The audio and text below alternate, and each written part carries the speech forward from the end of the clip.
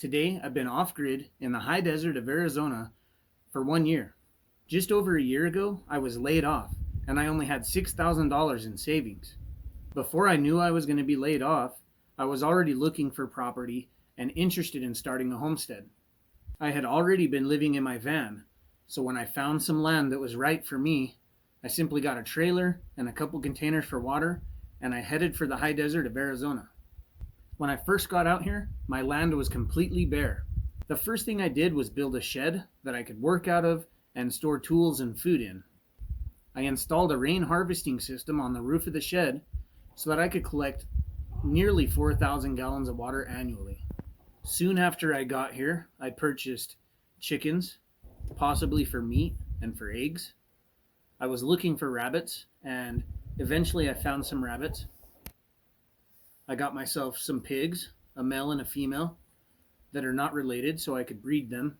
And I also got a male and female boar goat that were not related so I could breed them. When I got the goats, I needed somewhere to put them.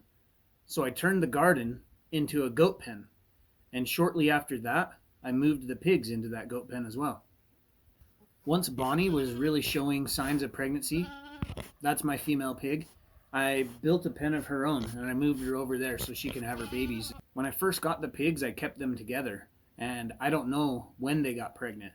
But Bonnie looks like she should be having piglets any day, and I've moved her over to her own pen. One problem I had when I first came out here was I really didn't have very good soil, and the high desert, is just not a place for really great soil. It's more acidic than normal, and it's sandier than normal. And so for me, it took a while to build my own compost and to, harvest enough manure from my animals to start to create my own soil. But now everything I'm growing is completely in my own soil, and I just make my own fertilizer as well. One of the biggest problems that I've had with gardening has been mice, and I didn't know it. The first season, I had started just about anything you could think of in a standard garden. But they kept eventually, they would thrive for a while, and eventually they'd start to be nibbled on, and they would get. It's like they would go along and nibble them right at the base, and it would just fall over the plant. And sometimes they'd leave it, and so I just wasn't sure what the heck was doing it, insects or what. But I narrowed it down to mice, and so, I guess what I learned is, for me personally, I'm not going to build a garden or a greenhouse or anything that isn't pretty well, wire meshed off or completely sealed off so that the mice can't get in there.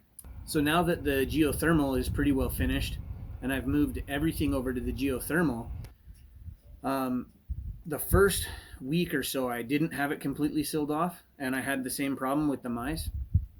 And but then I sealed off that section and I put a trap in there. I caught 3 mice the first night, and then there hasn't been any mice problems in the geothermal since.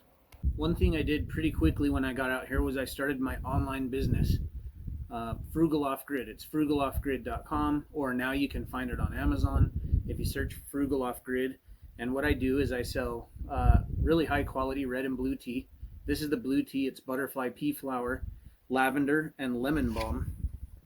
And I've got red tea right here. So this is what the branding and packaging looks like. This is rose petals, hibiscus, and lemon balm.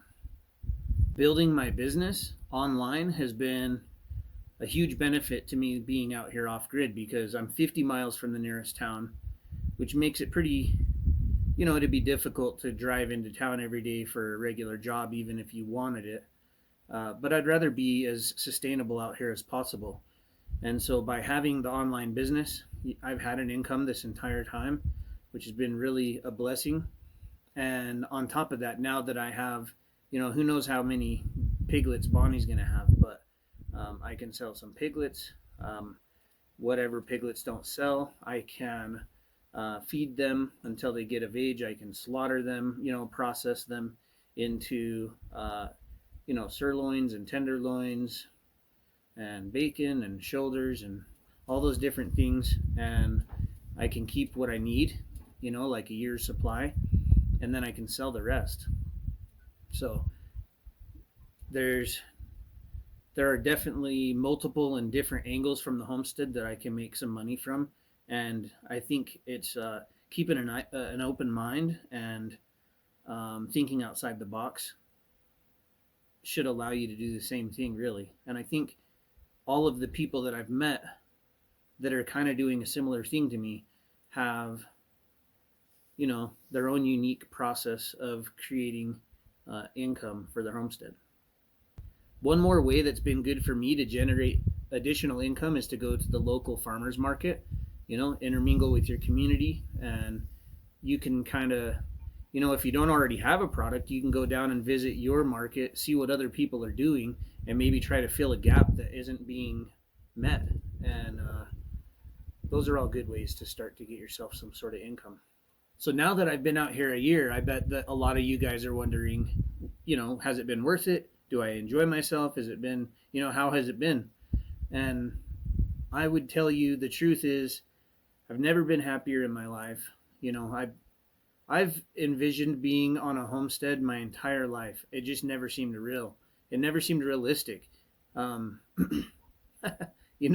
growing up, it's not like my parents or teachers were ever like, yeah, this is how you could go into homesteading, you know, which is kind of a shame, really. There should be more agricultural classes and whatnot, but I have thoroughly enjoyed being out here. It's not without struggle. There's been ups and downs. And like I said, I came out here with $6,000. And so I burned through that pretty quickly building the shed and getting situated. And so it's a good thing that I got the online business going real quickly. And